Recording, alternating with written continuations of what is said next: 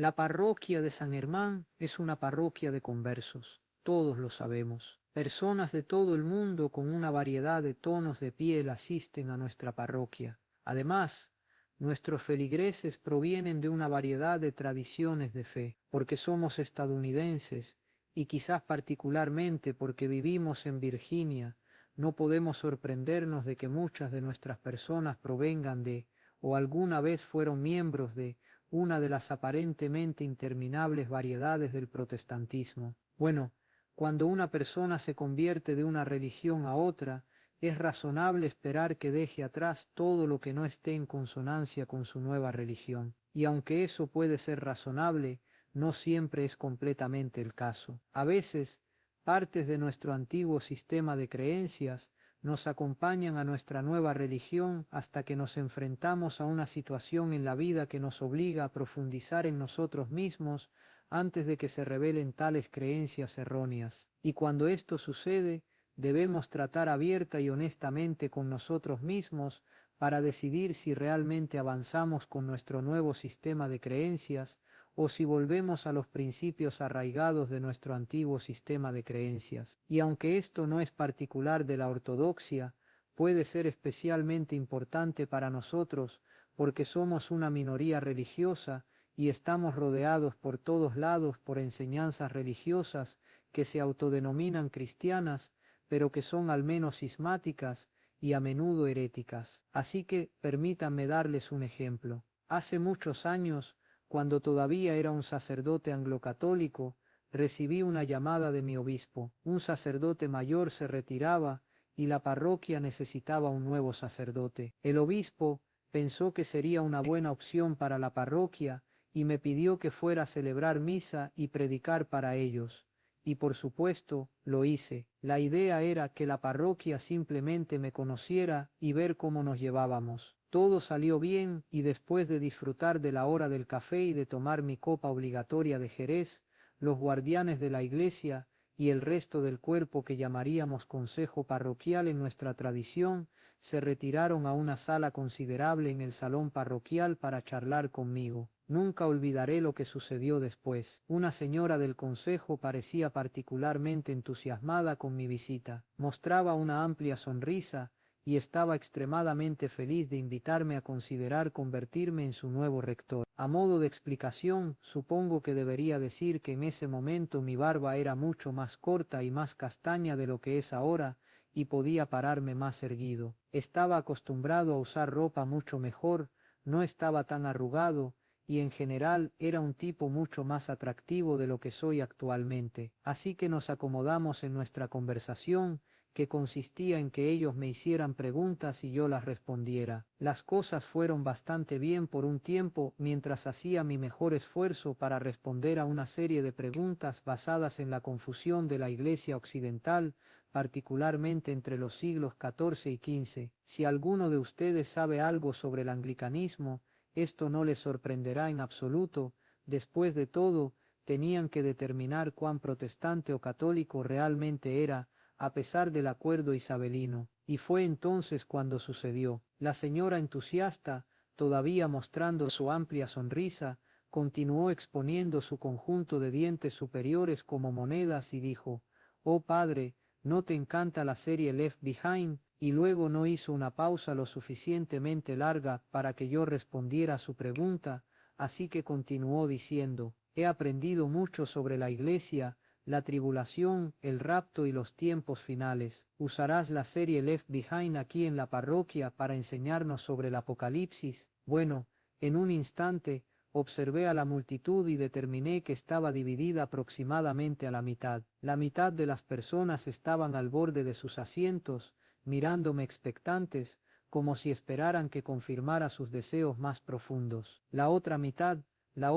del grupo, bueno, se veían incómodos y dolorosamente avergonzados por la pregunta de su compañera feligresa. Para aquellos de ustedes que no lo sepan, la serie de libros Left Behind fue escrita por el equipo de Tim LaHaye y Jerry Jenkins, y se publicó entre los años 1995 y 2007. Eran ficción apocalíptica, principalmente basada en lo que se ha conocido como dispensacionalismo, y presentaban una escatología pretribulación y premilenial, lo que significa que casi todo lo que LaHaye y Jenkins escribieron no solo era ficción, sino también herético. Y así, noté que cayó un breve pero incómodo silencio en la sala. Fue una pequeña pausa. Entonces de repente, me di cuenta de que podía escuchar el sonido de mi propia voz hablando. Respondí a la señora entusiasta de la siguiente manera: señora, la serie Left Behind es un conjunto de libros de ficción que de ninguna manera es fielmente cristiana,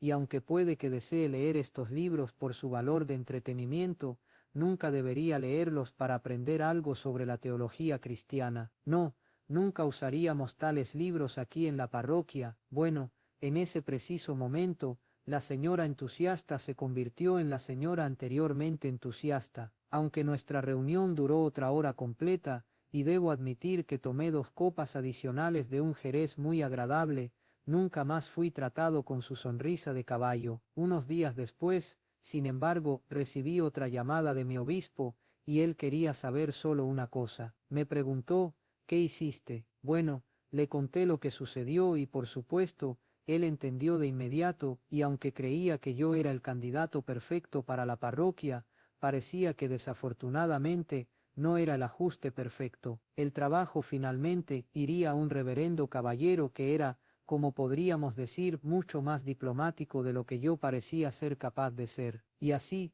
ahora él es un rector cardenal anglicano y yo soy ortodoxo, y creo que todos podríamos estar de acuerdo en que obtuve lo mejor del intercambio. El punto es que la señora anteriormente entusiasta se convirtió de alguna forma de protestantismo evangélico al anglocatolicismo, pero obviamente no completamente. Cuando se convirtió, trajo al tío Tim y sus libros con ella. Frecuentaba su librería cristiana local, que lamentablemente no tenía una sección cristiana real en su oferta de libros. No era una mala mujer y no intentaba hacer nada malo, simplemente era ignorante y no entendía que las enseñanzas auténticas del cristianismo no eran simplemente una cuestión de opinión, sino que las enseñanzas del cristianismo, la teología cristiana auténtica, son una cuestión de verdad incontrovertible. Así que echemos un vistazo a lo que San Pablo realmente nos enseña en la carta que dirigió a las iglesias en Galacia. En nuestra epístola de hoy, recibimos un mensaje sobre las obras de la ley. San Pablo acababa de llamar a San Pedro a rendir cuentas por su comportamiento dudoso. Verán,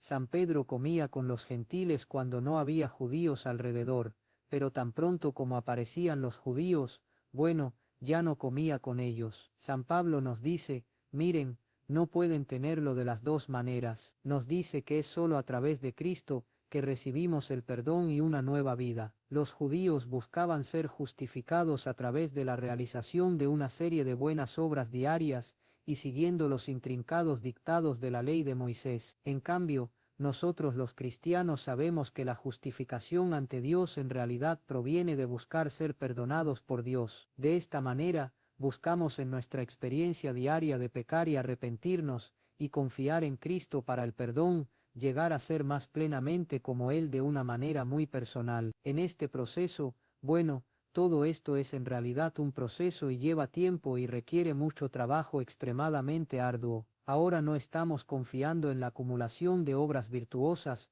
o las obras de la ley para nuestra justificación ante Dios, sino que estamos confiando en nuestra creciente relación personal con Jesucristo, para ser, y aquí está la palabra de 100,000, y lo que algunos de ustedes pueden haber recibido en sus asociaciones eclesiales anteriores, es una enseñanza que es bastante diferente de la auténtica enseñanza cristiana. Probablemente escucharon algo que va un poco así: somos salvados por la fe en Jesús, punto. Y en el momento en que crees en Jesús, eres salvado. Eso significa que estás completamente cocido, no hay proceso de trabajar hacia la semejanza con Cristo, no hay deosis, simplemente crees en Jesús, lo que sea que eso signifique, y ahí estás, simplemente justificado, salvado. Los protestantes malinterpretan las sagradas escrituras aquí, y en demasiados otros lugares para contar. Escuchan que decimos que debemos trabajar para llegar a ser más como Cristo, y lo que resuena en sus oídos es: